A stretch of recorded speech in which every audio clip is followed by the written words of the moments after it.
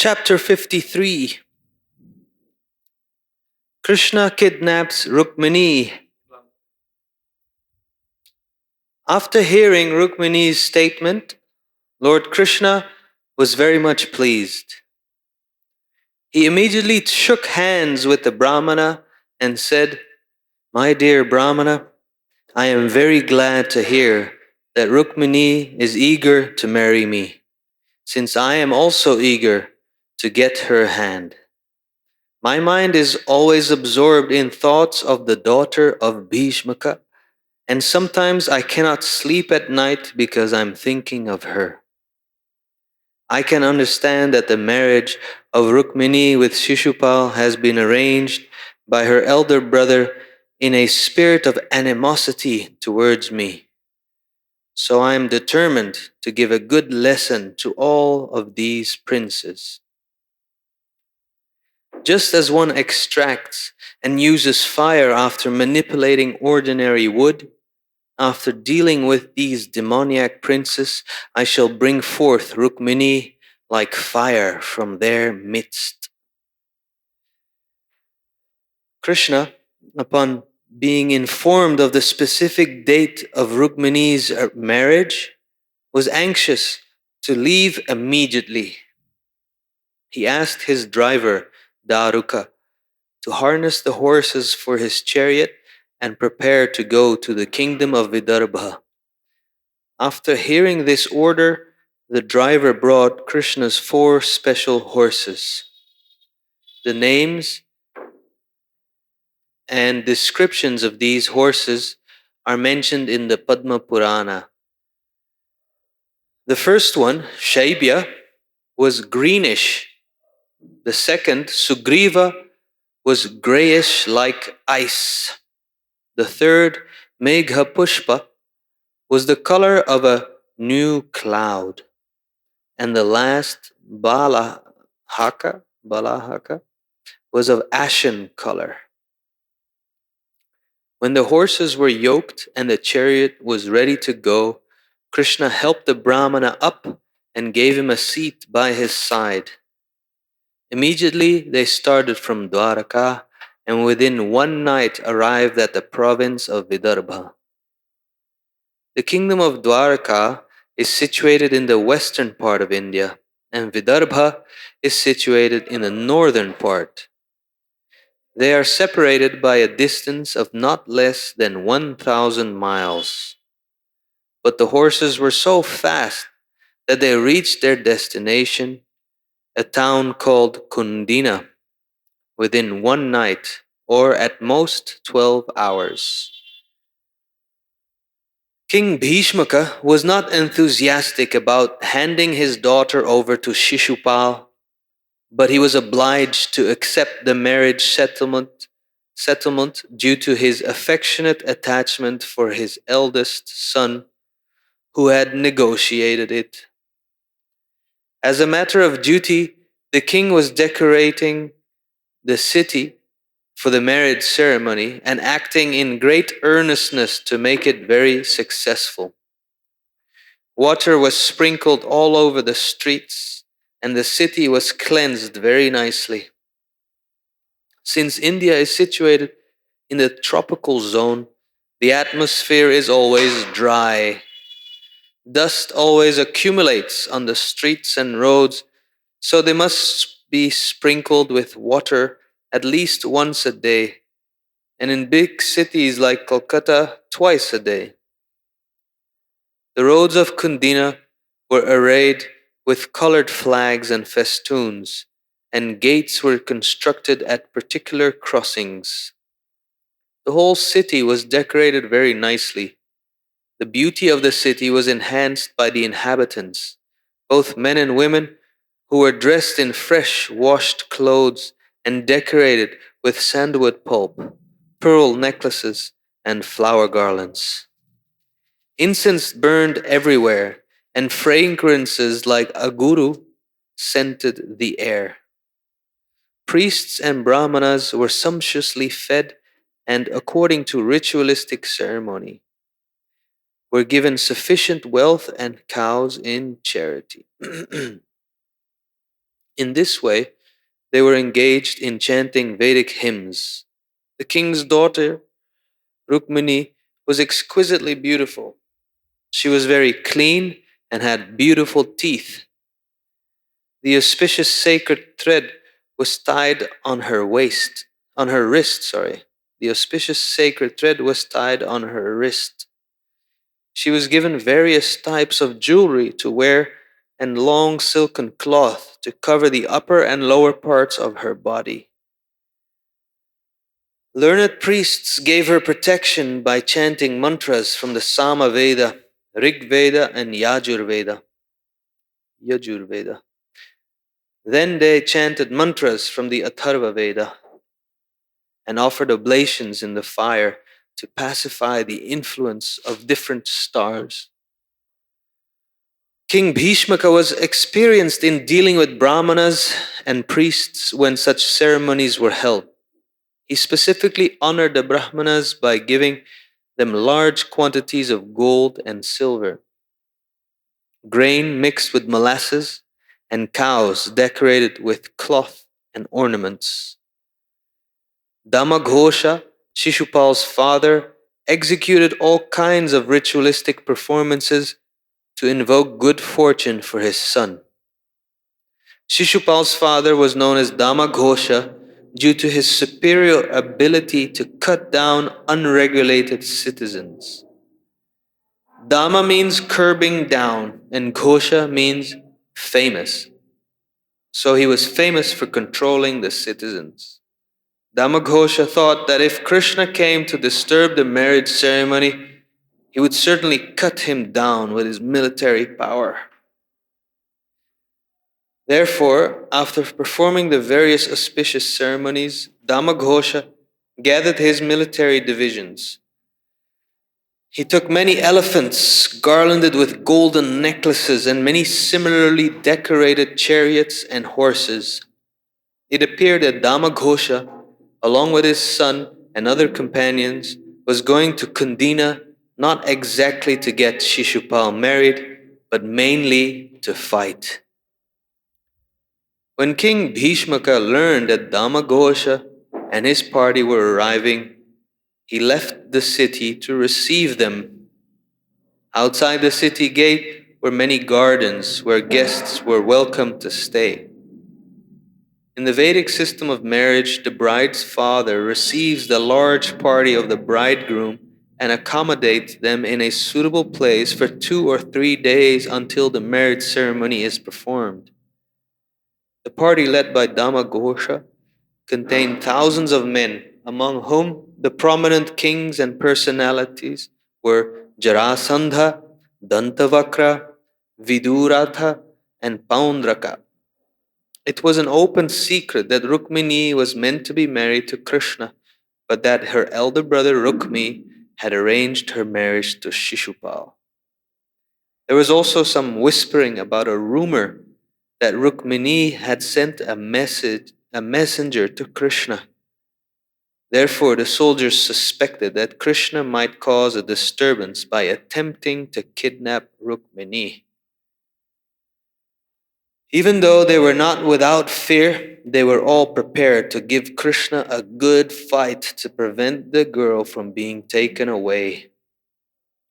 Sri Balaram received the news that Krishna had left for Kundina, accompanied only by a Brahmana, and that Shishupal was there with a large number of soldiers.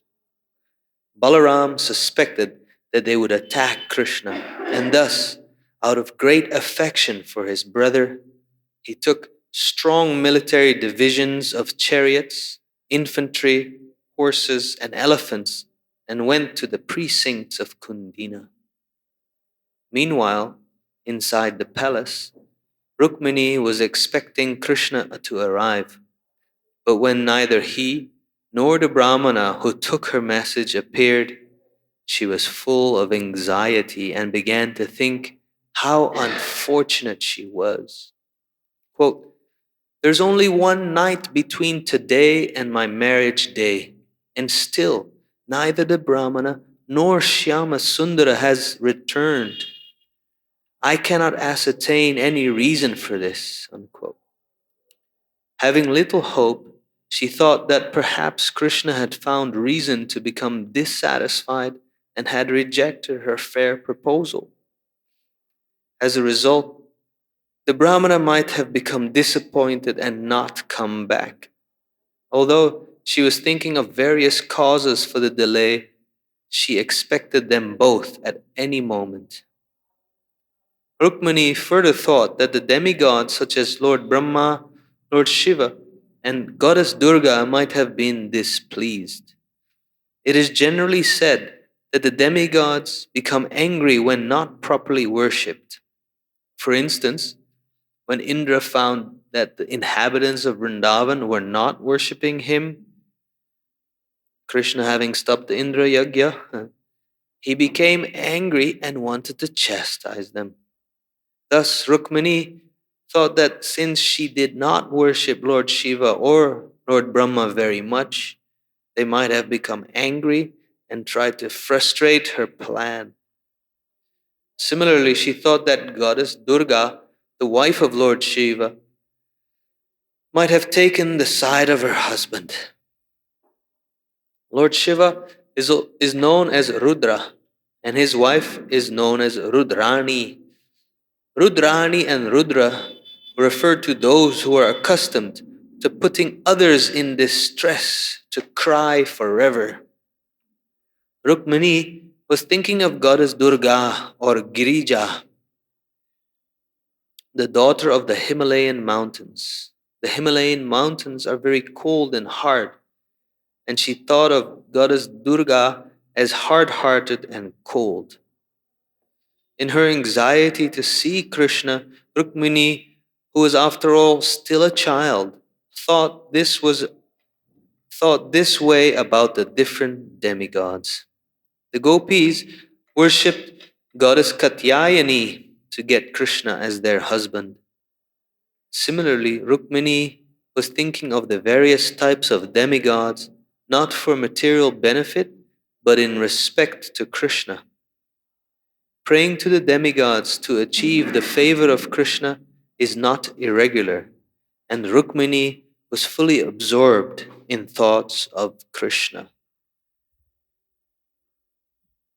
Even though she pacified herself by thinking that the time for Govinda to arrive had not yet expired, Rukmini felt that she was hoping against hope. Not expressing her mind to anyone, she simply shed tears unobserved by others. And when her tears became more forceful, she closed her eyes in helplessness. While Rukmini was in such deep thought, auspicious symptoms appeared in different parts of her body. Trembling began to occur in her left eyelid, arm, and thigh. When trembling occurs in these parts of the body, it is an auspicious sign indicating that something lucrative can be expected. Just then, Rukmini, full of anxiety, saw the Brahmana messenger. Krishna, being the supersoul of all living beings, could understand Rukmini's anxiety. Therefore, he sent the Brahmana inside the palace to let her know that he had arrived. When Rukmini saw the Brahmana, she could understand the auspicious trembling of her body and immediately became elated. She smiled and inquired whether Krishna had already come.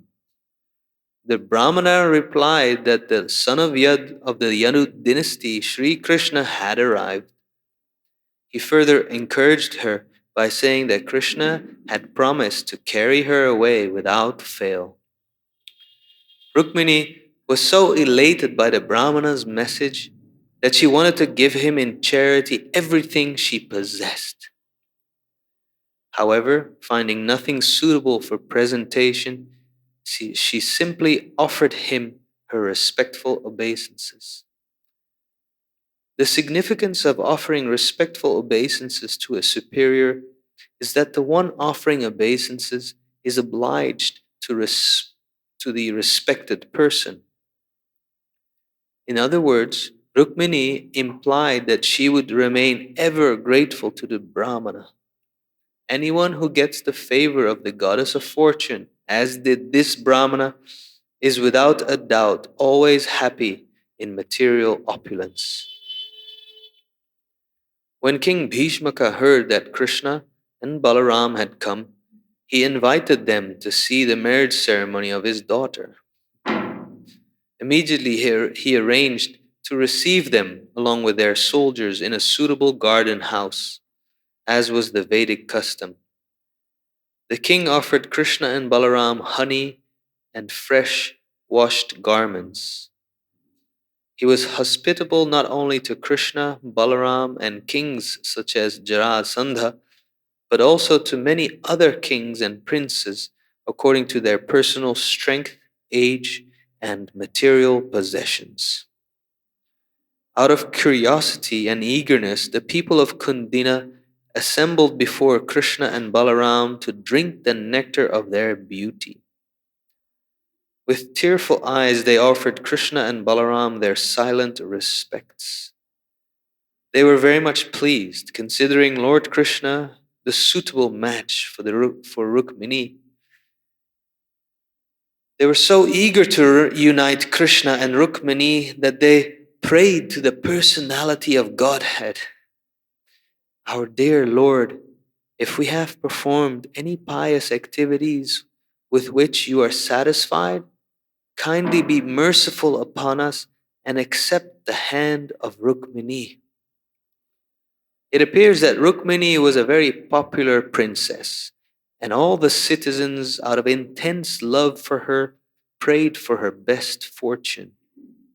In the meantime, Rukmini, being very nicely dressed and protected by bodyguards, came out of the palace to visit the temple of Ambika, goddess Durga. Deity worship in the temple has been in existence since the beginning of Vedic culture. There is a class of men described in the Bhagavad-Gita as Vedavadarata. They believe only in the Vedic ritualistic ceremonies, but not in temple worship. Such foolish people may here take note that although this marriage of Krishna and Rukmini took place more than 5,000 years ago, there were arrangements for temple worship. In the Bhagavad Gita, the Lord says, Yanti Deva Vrata Devan.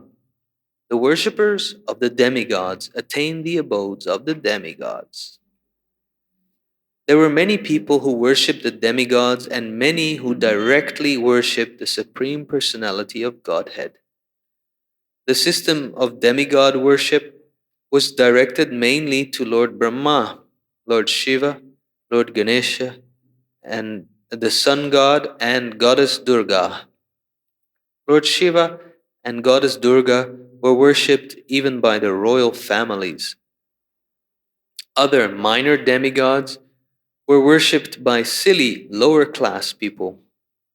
As far as the Brahmanas and Vaishnavas are concerned, they simply worship Lord Vishnu, the Supreme Personality of Godhead. In the Bhagavad Gita, the worship of demigods is condemned but not forbidden. There it is clearly stated that less intelligent men worship the demigods for material benefit. On the other hand, even though Rukmini was the goddess of fortune, she went to the temple of goddess Durga because the family deity was worshipped there. In Srimad Bhagavatam, it is stated that as Rukmini proceeded towards the temple of goddess Durga, within her heart she always thought of the lotus feet of Krishna. Therefore, when Rukmini went to the temple, it was not with the intention of an ordinary person who goes to beg for material benefits. Her only goal was Krishna. As Rukmini proceeded towards the temple, she was silent and grave. Her mother and her girlfriends were by her side, and the wife of a Brahmana was in the center.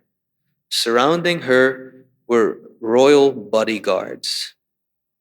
This custom of a would be bride's going to the temple of a demigod is still practiced in India. As the procession continued, various musical sounds were heard: conch shells, drums such as parnavas, and bugles of different sizes such as turiyas and bheris combined to make a sound which was not only auspicious but very sweet to hear. Thousands of wives of respectable Brahmanas were present, all dressed very nicely with suitable ornaments. They presented Rukmini with flower garlands, sandalwood pulp, and a variety of colorful garments to assist her in worshipping Lord Shiva and Goddess Durga. Some of these ladies were very old and knew perfectly well how to chant prayers to Goddess Durga and Lord Shiva. So, followed by Rukmini and others, they led these prayers before the deity. Rukmini offered her prayers to the deity by saying, "My dear Goddess Durga, I offer my respectful obeisances unto you as well as to your children."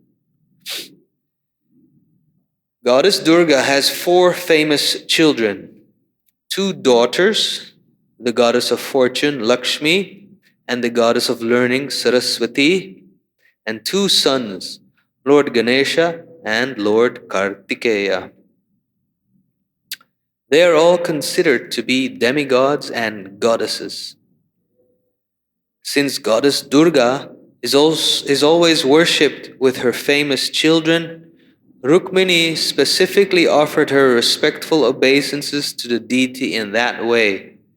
However, her prayers were special.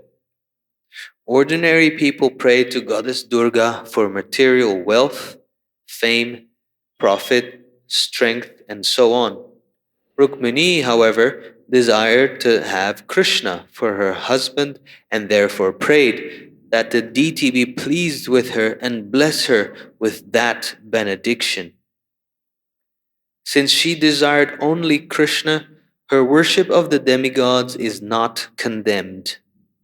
While Rukmini was praying, she presented a variety of items before the deity, chief of which were water, different kinds of flames, incense, garments, garlands, and various foods prepared with ghee, such as puris and kachoris. She also offered fruits, sugarcane, betel nuts, and spices.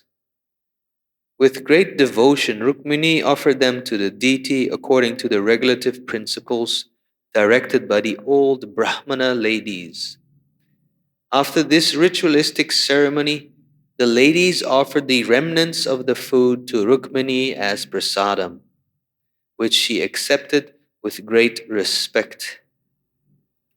When Rukmini offered her obeisances to the ladies and to Goddess Durga, then Rukmini offered her obeisances to the ladies and to Goddess Durga.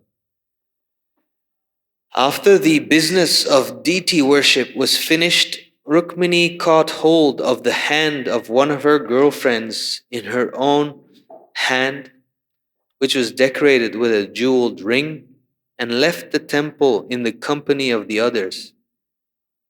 All the princes and visitors who came to Kundina for the marriage had assembled outside the temple to see Rukmini.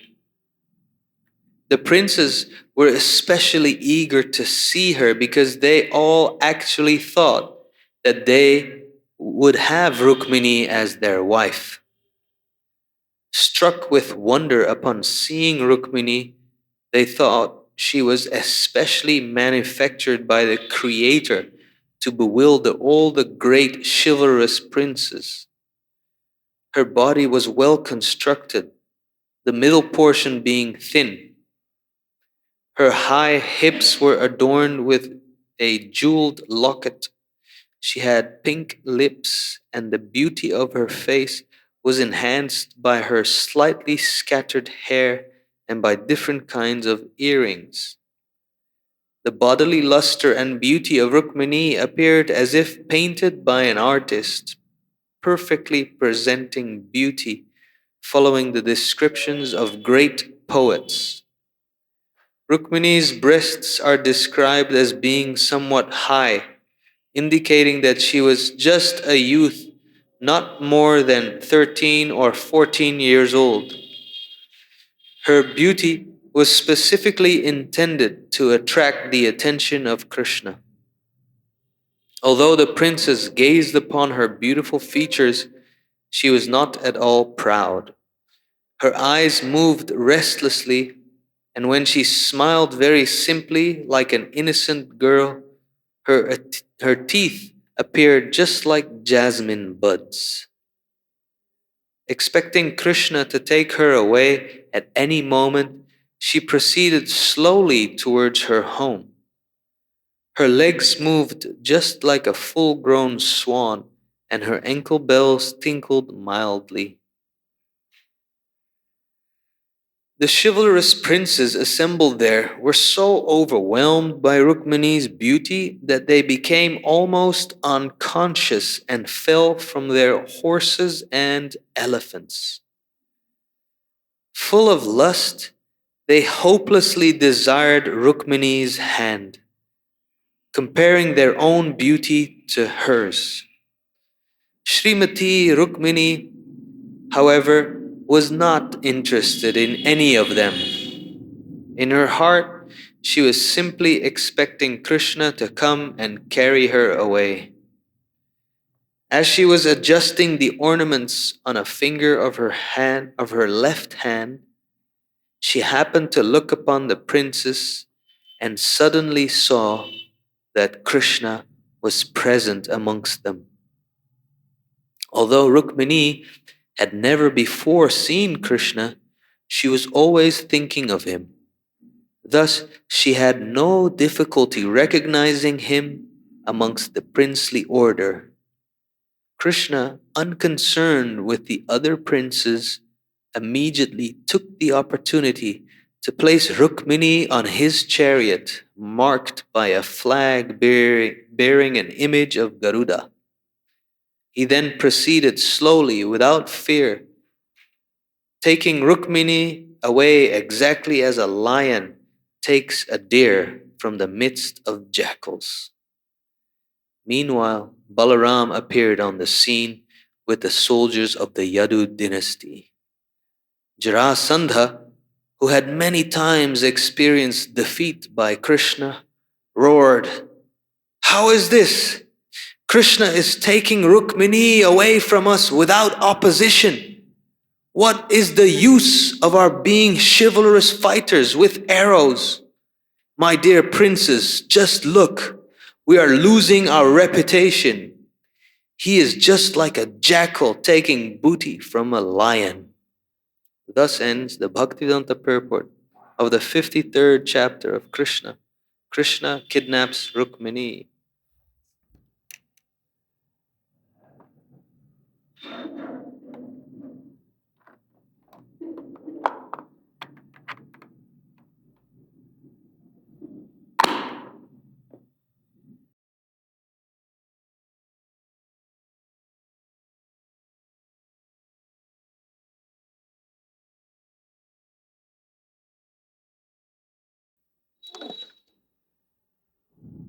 Om Jnana-timirandhasya Gyananjana Shalakaya Chakshurmilitam Jena Tasmai Shri Gurave Namaha Shri Chaitanya Manobhistam Sthapitam Jena Bhutale Swayam Rupa Kadamahyam Tadhati Shapadantikam Vandehang Shri Guru Shri Jatapada Kamalang Shri Gurun Vaishnavamscha Shri Rupam Shagrajatam Sahagana Raganatan Vitam Stam Sajivam Sadvaitam Savadhutam Pradijana Sahitam Krishna Chaitanya Devam Shri Radha Krishna Padan Shahagana Lolita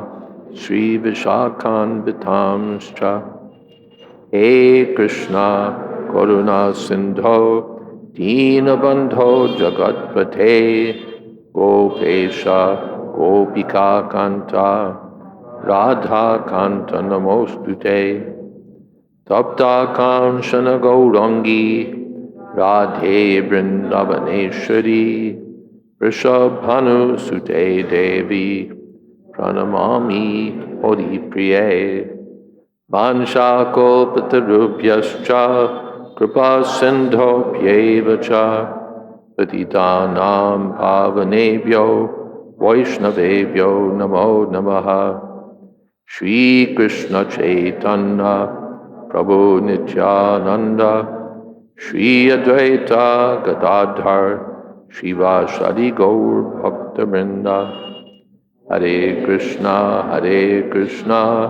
Krishna Krishna, Hare Hare, Hare Rama, Rama Rama, Hare Hare.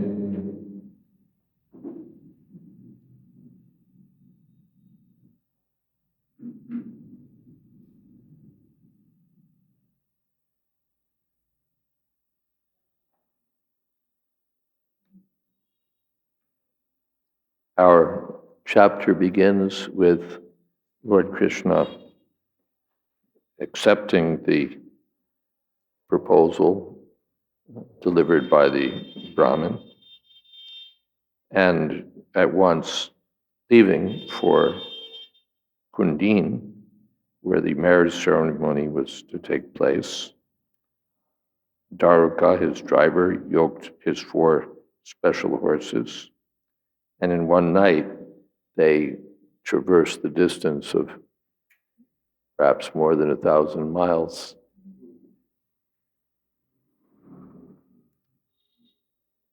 King Bhishmaka wasn't especially enthusiastic about handing over his daughter to Shishupal instead of Krishna.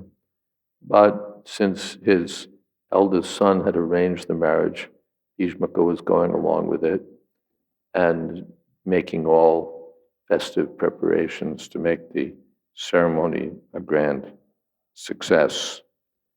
And the description is given how the city was in a festive mood. Shishupal's father, Dhamaghosh, came with his army, as if not exactly getting ready for a marriage ceremony, but more for a battle. And everyone was received nicely by the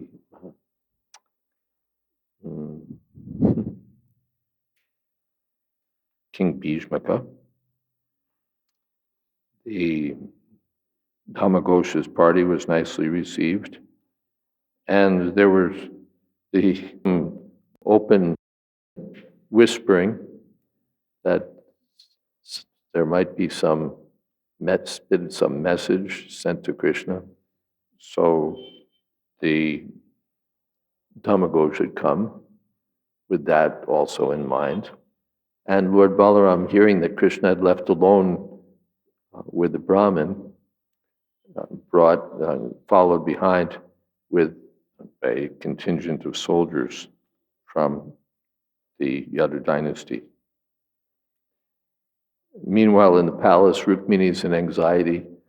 Is Krishna going to come? Maybe he's rejected my proposal. Why have we not seen the Brahmin? Where is Krishna? I'm so unfortunate. And maybe the demigods have been displeased with me.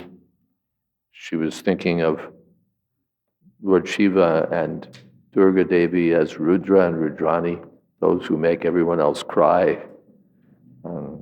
And in this way, she was absorbed in thought of Krishna and hoping against hope. And she was in tears, thinking, what about Krishna? What about Krishna? Has he rejected me? But then she felt some trembling in her left eyelid, left arm, and left thigh, which is an auspicious sign. If I recall, for men it's the right side, for women it's the left side. It's considered an auspicious sign when this trembling occurs. So while this is going on, and she became elated to learn that Krishna had come, and she offered her respectful obeisances to the Brahmin, signifying that she was in debt to him. The goddess of fortune is in debt to this Brahmin. Then Bhishmaka, hearing that Krishna Balaram had come, received them very nicely, and the citizens all gathered about to see Krishna and Balaram. They actually also had in mind that Krishna was the perfect match for Rukmini, and they prayed that if we've ever done any pious activities that you're satisfied with, they were praying to the Lord, be merciful and accept the hand of Rukmini. So she was popular, and therefore everyone was praying for her good fortune. So as planned, she went to the temple of the Durga Devi, and all the rituals were to be performed there. There were some elderly Brahmin ladies who knew all the customs and were leading the show, and then the other ladies were gathered around, so they knew how to do all these ceremonies. And Rukmini also was following along, not with any material intention, but with the intention of getting Krishna as her husband. This is, Prabhupada says, not irregular. The gopis were also worshipping Katyayani. Did I tell that story, how Prabhupada once bowed down before Durga?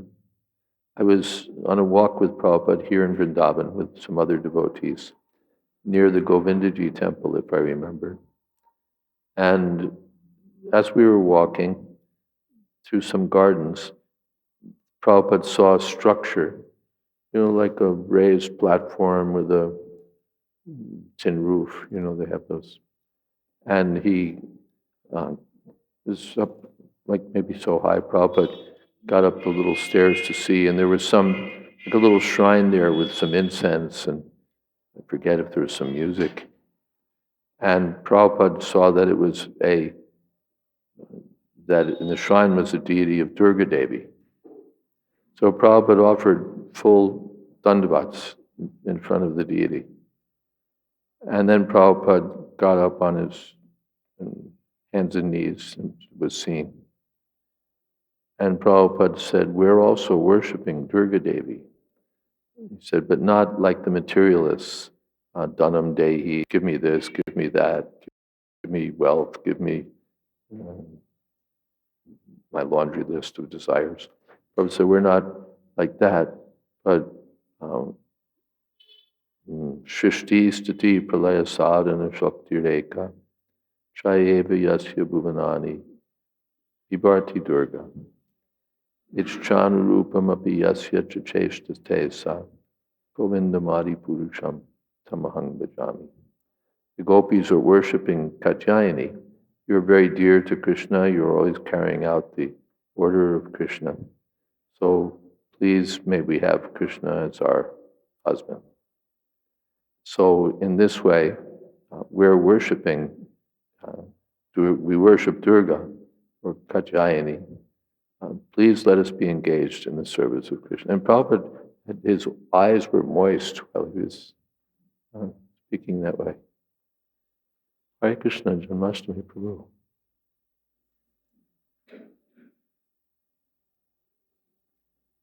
And there's a chair right here.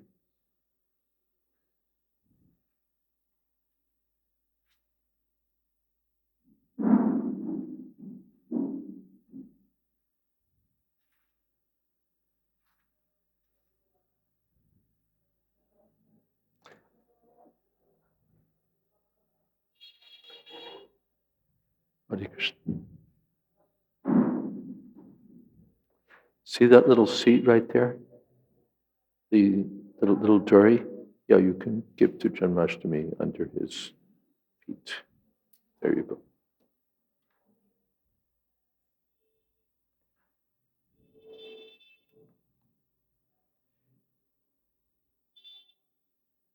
So now Rukmini is leaving the temple, and everyone is getting to see her, and the princes are overwhelmed with lust at seeing her beauty, and they're all somehow insanely thinking that they could have Rukmini as their wife. And Prabhupada says they were practically falling off their horses. Her beauty is described, and Rukmini wasn't interested in any of them. She was just waiting for Krishna. And then she saw Krishna, recognized Krishna, and Krishna just took her and put her on his chariot, and slowly, it said, fearlessly took her away, as a lion takes a deer from amid the midst of jackals. And Jarasandha, who'd been defeated many times by Krishna, roared, "What's the use of our being fighters with arrows? We're losing our reputation. The jackal is taking booty from the lion." And there the chapter ends.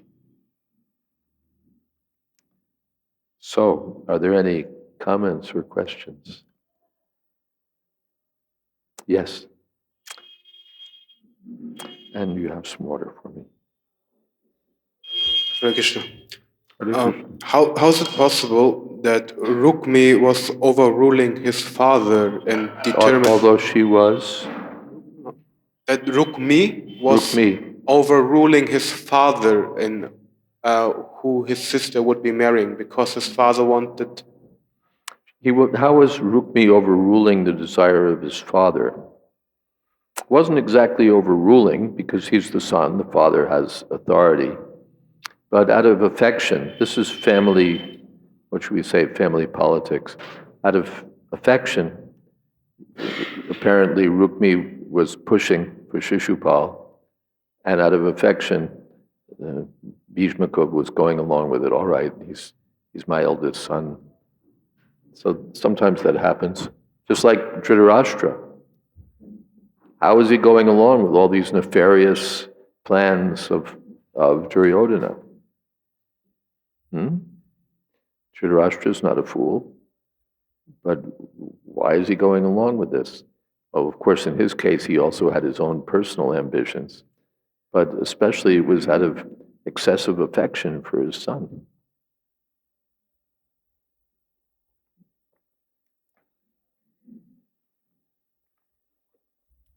Yudhisthira's Shakuni and Duryodhana are proposing. Call Yudhisthira back for a rematch for the dice game. Yeah, that's a disaster. But what can I do? He's my son. This happens, that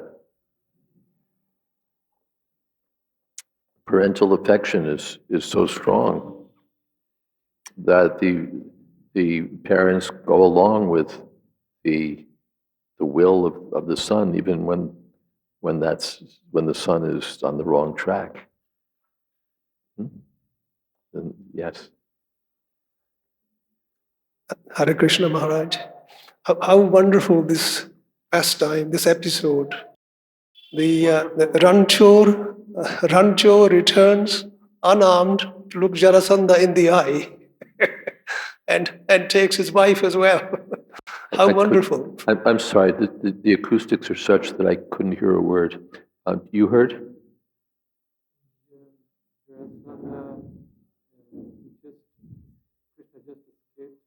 Jarasandha. Krishna escaped Jarasandha.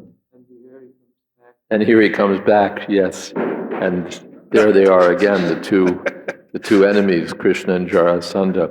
And again, Jarasandha is going to be defeated. Yes, thank you.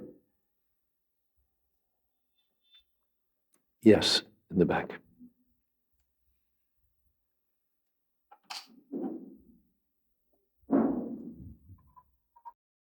My question, Hare Krishna Maharaj, my question is basically, how is it that parents can name their children such terrible names?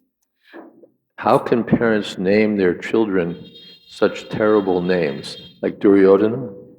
Duryodhan, and there's Durgasa. Durgasa as well. Durvasa, did you say? Dushasana. Dhammakosha. Yeah. Dhammakosha. Well, of course, these names can be read differently.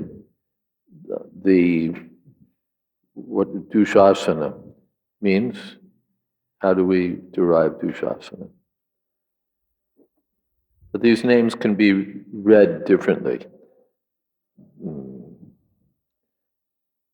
You know, like Tamagotchi, you could say, well, it's a person who's like, he just takes pleasure in controlling, you know, he's like a super controller or something. But it's considered a good quality because he uses it to manage the citizens. Duryodhana, another name of Duryodhana is Suyodhana. So but still, the question is valid. How can they give him such names? One thing is the astrologers call him as they see him. And then, well, all right, you know, go along with it. And then, but we always see some, what's the word? We tend to read things in our own way. Just like that King Chitraketu. You'll have a son who'll be the source of happiness and distress. So he heard it, but he heard it in his own way. I'll have a son. And he didn't quite get the whole message. He didn't understand the full import of what was being said. So that may also help explain things. Do you sometimes think that the name affects the person that they grow up to be, maybe? Or the astrologers see something in them? Well, now we're getting into deep psychology. Does the name affect the person? I could offer my learned psychological opinion, but I'll leave it to everyone to decide. But the astrologers would name the child according to what they saw of the child's qualities and fate. So this child will be called Vasudeva because he sometimes is the son of Vasudeva. This child will be called Balaram because he takes great pleasure in his strength. So in that way, the astrologers would give their thoughts. Thank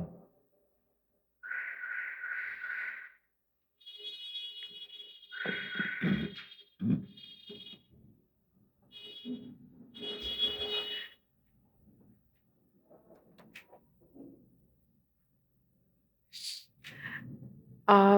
Maharaj, can I ask? Also, while I'm thinking of it, was before the days when people looked for epicene names that would work for either boys or girls so that you wouldn't know who was who. Ashley, for example, being a very popular 21st century name. Can I ask a question that related to this chapter? Could you ask a question? Question not related to this chapter? Related to? Not related to this chapter. Yeah, you can ask another question. I was listening to the lecture this morning, and it was about the dust of the feet of transcendental personality. Or You have to speak about twice as loud, or I won't hear what you're saying. So today's Srimad Bhagavatam class, it was the verse about the dust of the feet of the Lord. And I was wondering, Durga? Dust. The dust of the feet of the Lord, yes. Yes. And I was wondering what's the significance of the dust, why it is stressed. significance of the dust? Well, that was described in the class itself, how the significance of the dust of the feet of the Lord. Even the demigods are trying to get that dust of the feet of the Lord. So then the question is, why are they after that dust? Of course, I mean, why is the element of the dust? Why? Well, of course, because it's on Krishna's feet. So the feet of the Lord are auspicious, and the dust is, I mean, what would we give to touch the feet of Krishna? And here's this dust that's always sticking to the lotus feet of Krishna or associated with the lotus feet of Krishna. So the dust is, even the dust is fortunate, or the dust is especially fortunate. It's already the dust of Vrindavan, and then which already is saying a lot, and then it's connected directly to the lotus feet of Krishna. That's called Tadiya, that which is connected to Krishna. As Krishna is worshipable, anything connected to Krishna is also worshipable. Why are we taking the Charanamrita in the temple? It's bath water. I mean, do we drink bath water? But because it bathes Krishna, that bath water is considered supremely purifying. The Tulsi is worshipped because Tulsi is always at the lotus feet of Krishna. So as the devotees worship the feet of Krishna, and the feet are like the lowest part, the very bottom. So, but for Krishna, that what would you say? That lowest part is where the devotees want to be. Even Lakshmi, who's always on the chest of the Lord, prays to be at the lotus feet of the Lord. She's a little admiring the good fortune of Tulsi, who's always at Krishna's lotus feet. So the dust is also at Krishna's lotus feet. Is that okay? Thank you. Yes.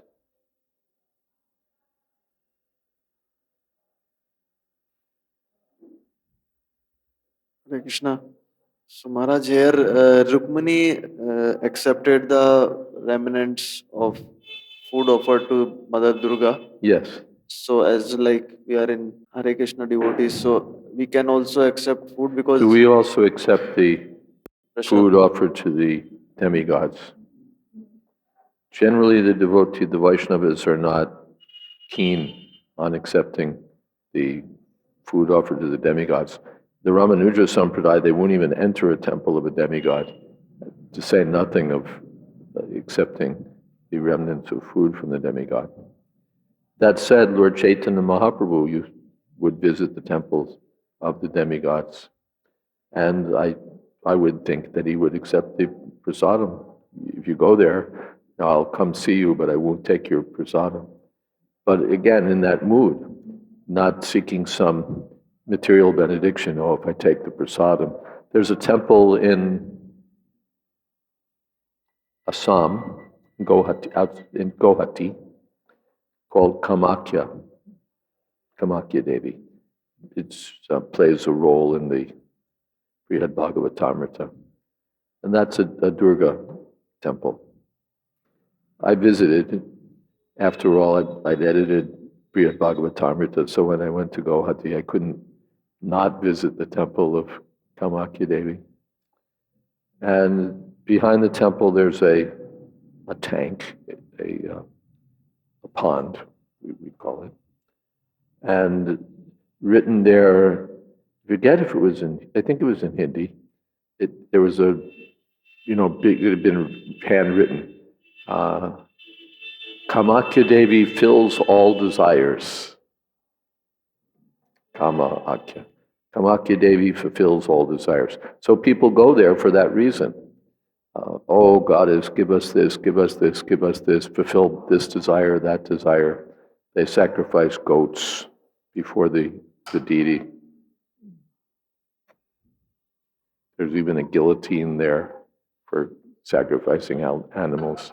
Once a year, they sacrifice a buffalo.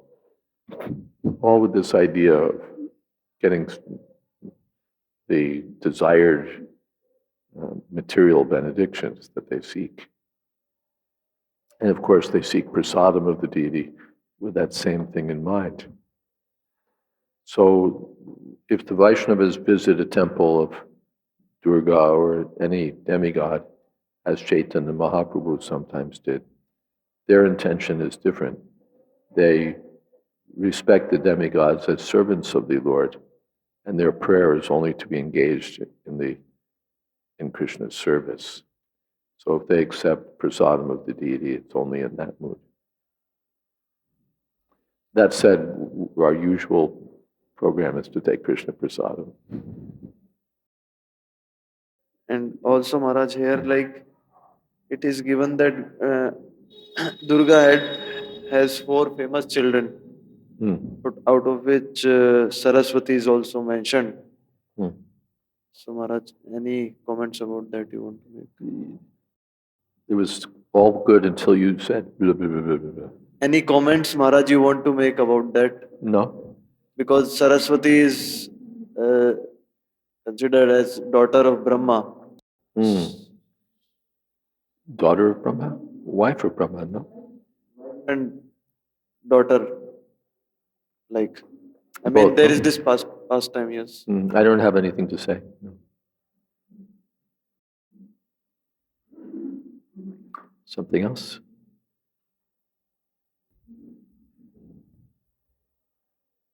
Should we engage in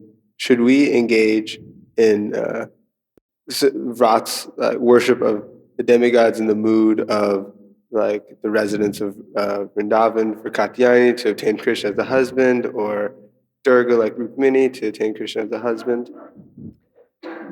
There was during Prabhupada's time when Nectar of Devotion was published, and there you'll find the question, just to repeat it because it may not have been heard.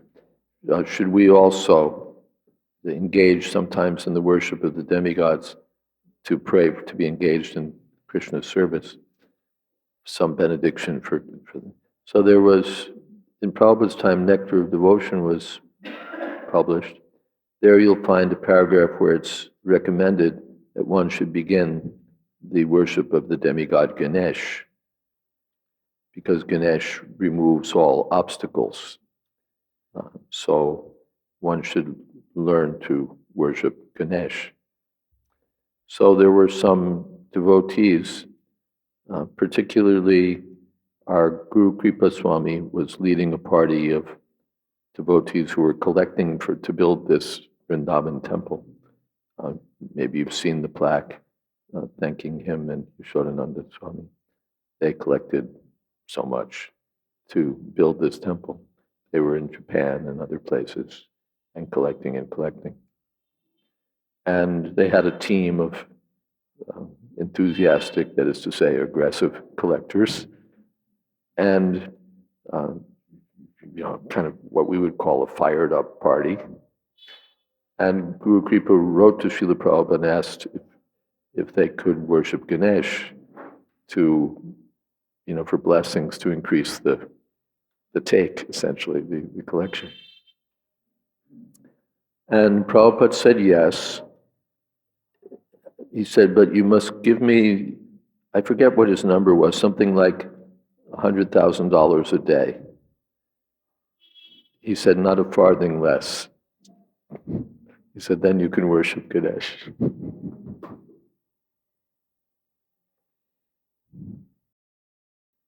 So the purport seems behind that it's too much trouble for what it's worth. It's a diversion of our attention. Krishna Bhakti Koilo Sarva Karma Kutuhai. By worshiping Krishna, we worship everyone. If you water the roots and the root of the tree, branches and leaves are all covered. So we accomplish everything just by worshiping Krishna. Prabhupada never recommended that we engage in the worship of this or that demigod. Sometimes it's mentioned, sometimes the Brajbasis would observe Shivaratri and so on, but it's not Prabhupada didn't encourage us. Especially knowing the tendency of devotees, you give them an inch and they take a mile. Next thing you know, we're worshiping demigods right, left, and center. So Prabhupada kept our attention focused on Krishna.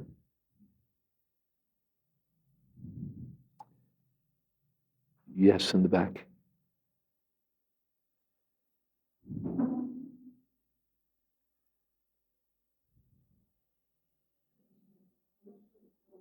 Switch.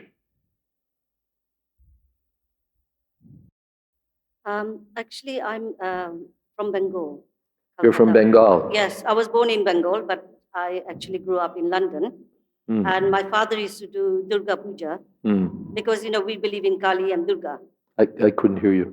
We believe in Durga. You believe in, the family Durga, believes in then we Durga? got Durga and Kali. Yes. So my father Paka was Bengalis. Bengalis, yes. So my father used to do Durga Puja in London. And my mother, and we would all be involved in that, and my siblings. You have to speak more slowly because everything echoes here.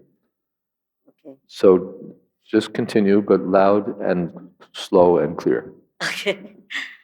So I grew up like that. I wasn't a devotee at that time. Having said that, my dad used to call the devotees from the temple in Watford to do Harinam there as well as doing Durga Puja, Kali Puja. And Kali Durga Puja, he would serve meat. you have to take part.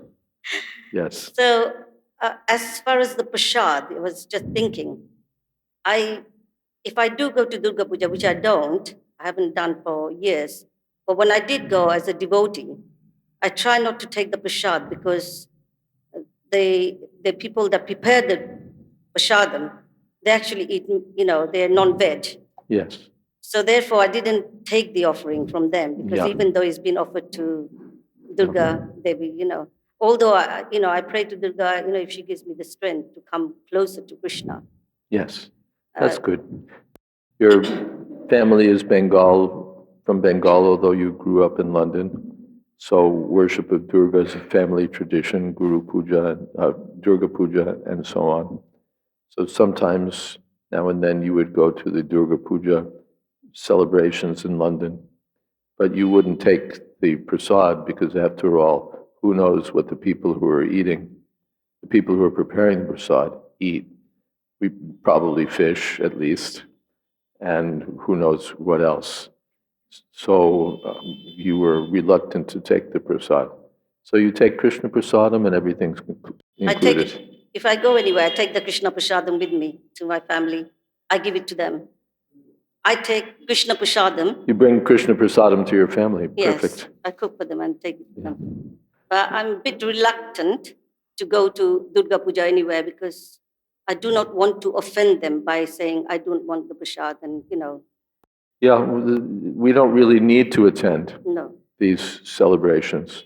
We have enough celebrations in our Krishna consciousness, so we don't need to separately observe the Durga Puja and Ganesh Chaturdashi and other such demigod pujas. That was Krishna's instruction to everyone by overturning the Indra Puja. The Brajbasis were all engaged in preparing a big sacrifice to satisfy Indra, because after all, we're farmers and keepers of cows, and we depend on the rain.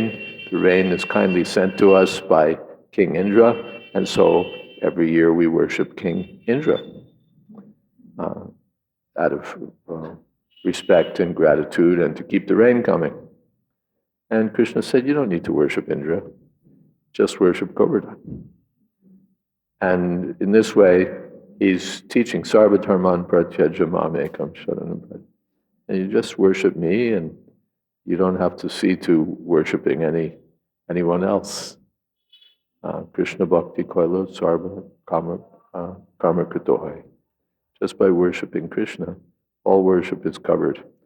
In Hindu religion, the watchword, the motto is cover your bases. So we want to make sure that we worship all the relevant demigods so that nobody will be unhappy with us, and we'll have the best bet at getting our desires fulfilled. If Lord Shiva doesn't fulfill my desires, Durga Devi will fulfill my desires. If Durga doesn't do it, then Lakshmi or Ganesh will do it. So we have our program of sort of hedging our bets or spreading out our investments.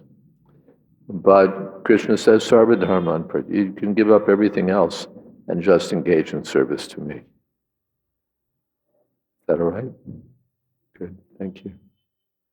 Thank you very much. Hare Krishna. I have the same question like Prabhuji asked about for famous children of Durga Devi, but regarding the Lakshmi.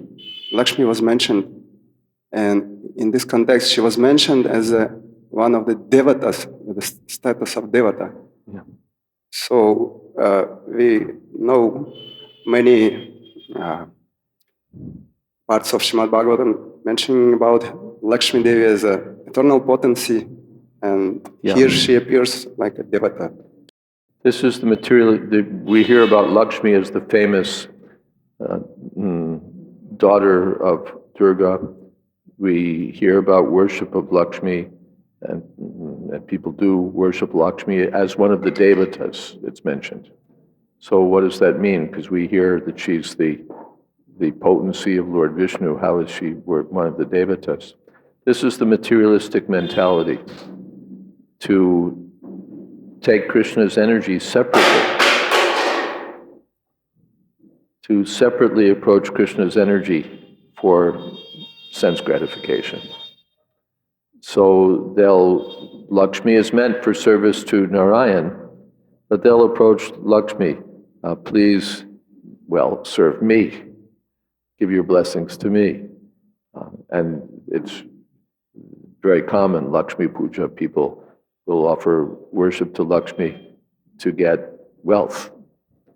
Without any shame, they'll approach Lakshmi, please make me prosperous.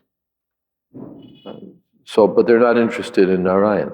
They separately worship Lakshmi. This was Ravana's policy also. He very much was interested in Lakshmi, but didn't want anything to do with Narayan. They do the same thing with Hanuman. Hanuman is the devoted servitor of Lord Ramchandra, but people worship Hanuman separately, the monkey god. They worship Hanuman separately to get some material benediction. So then, even they worship Vishnu, not with the idea that he's the Supreme Personality of Godhead, but that he's also one of the devatas.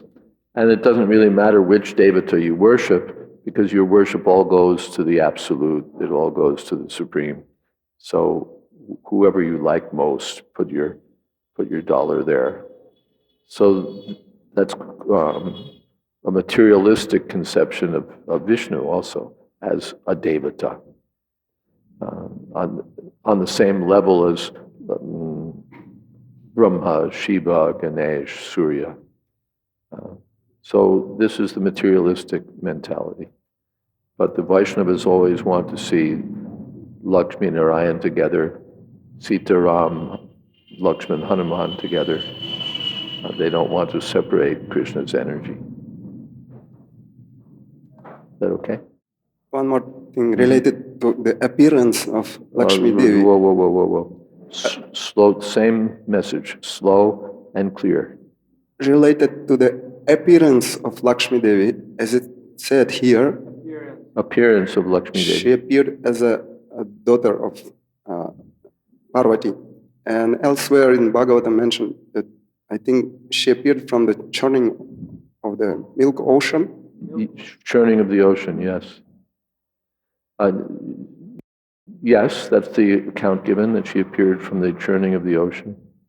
I can't tell you much more about it. My answer to you is the same as the answer to him. I don't really have much background for you.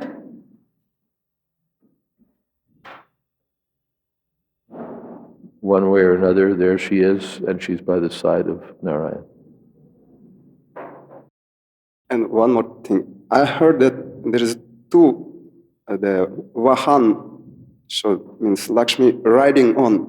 One is the owl, ulu, Hindi में. Owl. Owl.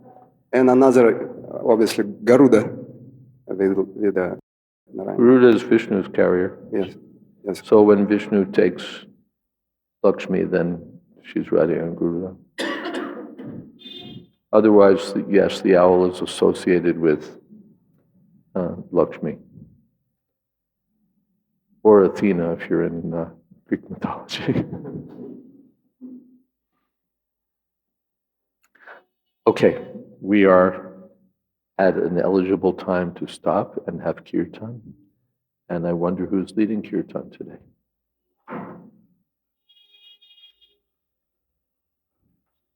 Who among our many volunteers? Oh yeah, there you are, you were hidden. Sure.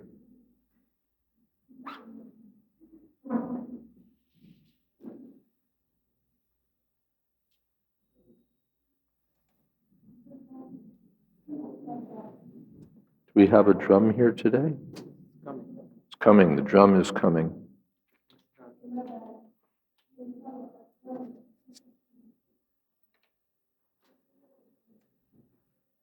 Hare Krishna. And meanwhile, we'll give you a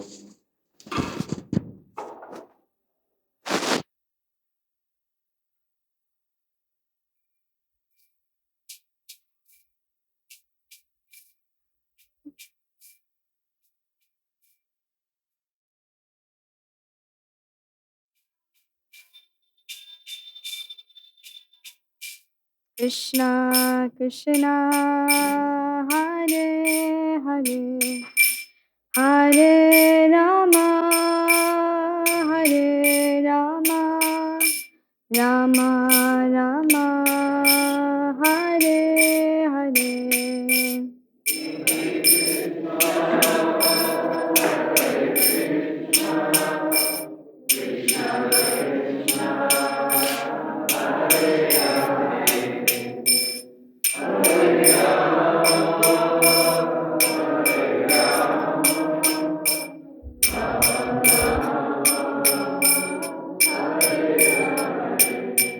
Hare Krishna Hare Krishna Krishna Krishna Hare Hare Hare Rama Hare Rama Rama Rama Hare Hare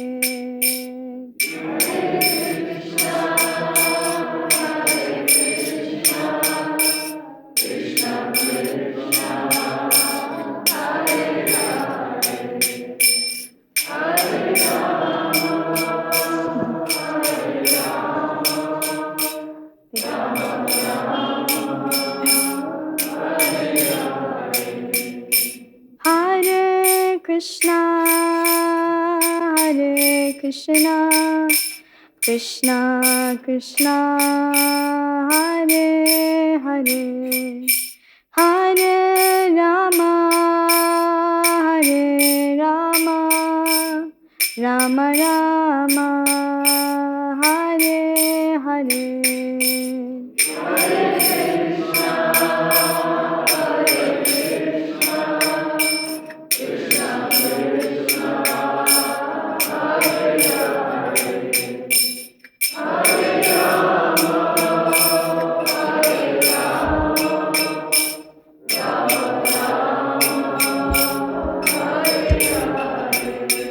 Hare Krishna Hare Krishna Krishna Krishna Hare Hare Hare Rama Hare Rama Rama Rama Hare Hare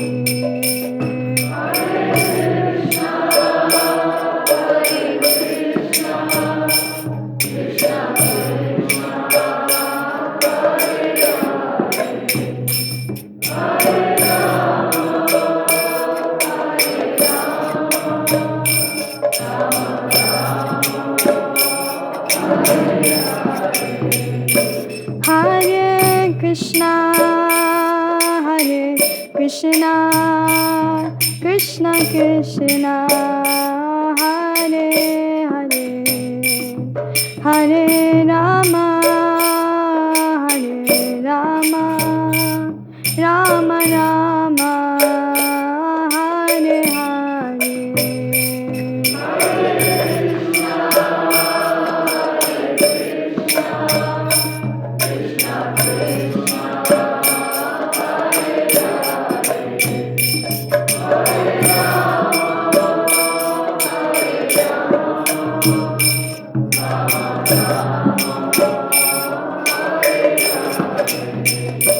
Hare Krishna, Hare Krishna, Krishna Krishna, Hare Hare, Hare Rama, Hare Rama, Rama Rama, Hare Hare.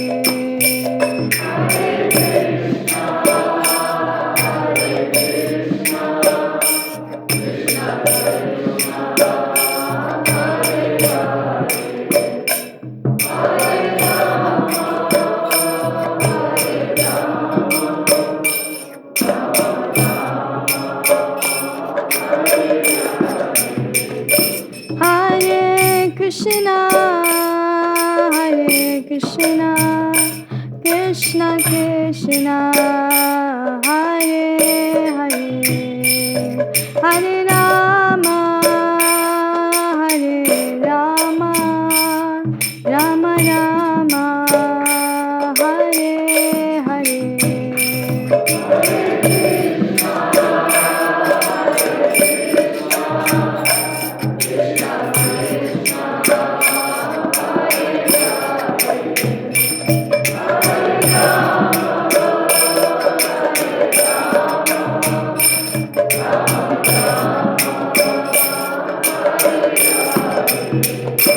Hare Krishna, Hare Krishna, Krishna Krishna, Hare Hare, Hare Rama, Hare Rama, Rama Rama, Hare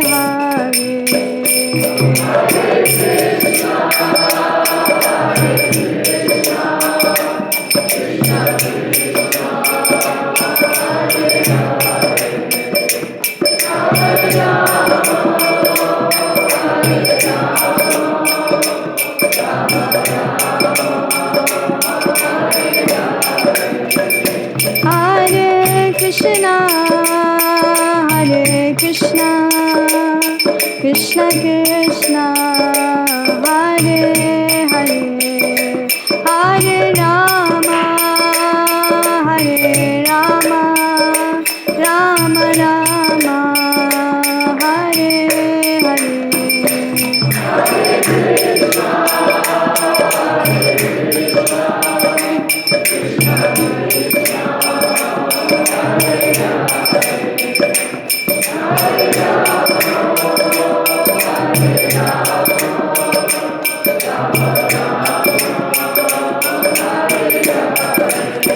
Hare Krishna, Hare Krishna, Krishna Krishna, Hare Hare, Hare Rama, Hare Rama, Rama Rama, Hare Hare.